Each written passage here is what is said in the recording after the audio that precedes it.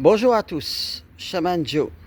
Alors aujourd'hui, nous allons parler du Chan. Alors qu'est-ce que c'est que le Chan? Le Chan, c'est l'ancêtre du Zen.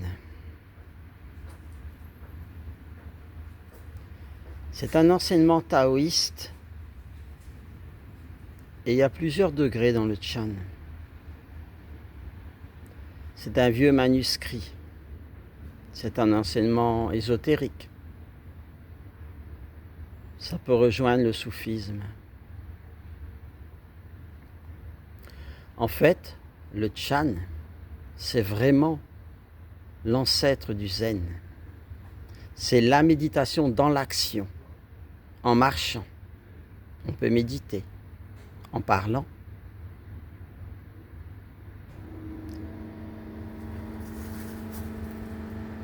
Ceux qui pratiquent le Chan, ils peuvent méditer 3 minutes par jour, 3 minutes le midi, ou 4 minutes selon le temps, ou au travail. Dans la méditation Chan, on ne s'enferme pas, on n'est pas assis sur une chaise. En fait, c'est l'observation de toutes ces pensées au quotidien, non-stop. En fait, on fait ça comme un jeu, puisque la vie, c'est un jeu. Alors, si vous voulez jouer, on va vous donner un lien juste en dessous de la vidéo. Le Chan, il est donné gratuitement. Autrefois, dans les années 1992, il était payant. On ne rencontre jamais les instructeurs du Chan. On fait les exercices. Ça colle ou ça colle pas.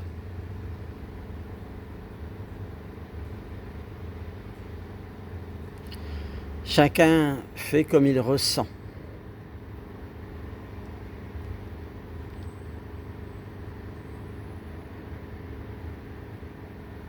Le Chan, c'est une voie sèche. Ça peut être dur. C'est la voie d'initiation. Mais de toute façon, l'initiation, c'est tous les jours. Dans chaque événement de la vie. Avec différentes personnes. Aujourd'hui, nous sommes avec Orion. Un crâne qui nous est prêté. Il ne nous appartient pas.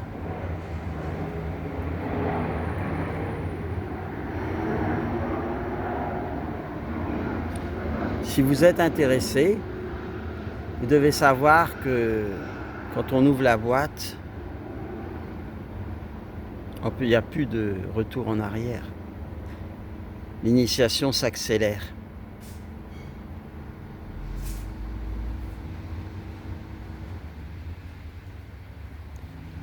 Après, il existe autant de voix que de feuilles sur un arbre. Si ça peut intéresser des personnes. En fait, le Chan, c'est une dépersonnalisation de l'être. Parce que le JE, l'ego, c'est une usurpation de l'identité. Pourquoi? Parce que quand on pense, il faut rester en arrière. On doit observer la pensée. En observant la pensée, il n'y a aucune identification à la pensée. Donc il n'y a aucune souffrance. La souffrance, elle vient quand il y a une identification à son JE. C'est comme un acteur. On est un acteur, mais on doit être derrière le film. On doit être le réalisateur. On doit juste regarder l'acteur qui joue le jeu de la vie. Les pensées, on ne peut pas les arrêter. On en a peut-être 2500 par jour ou 3000. Il faut juste les observer. On ne peut pas gérer les pensées. Par contre, on peut jouer le jeu. On peut observer. Qu'est-ce qui nous raconte le mental?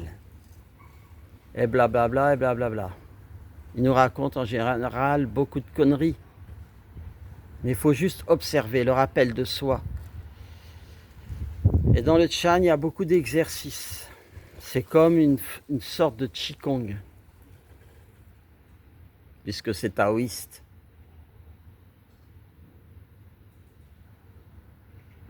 Certaines personnes ils disent que c'est l'enseignement de Bodhidharma. Alors Bodhidharma, c'était un Bouddha. Il méditait et puis il allait à la guerre. Il ne faut pas croire que les Bouddhas, c'est des êtres cool et gentils. En fait, les Bouddhas, ils méditaient, mais ils faisaient aussi la guerre. C'est juste un état de conscience. Comment faire la guerre et méditer. Dans le Chan, ils disent « Quel était votre visage avant la naissance ?» Un Koan Chan. Il existe un merveilleux livre, Zen, Chan, Racines et floraisons. Un très vieux livre. Si vous le trouvez.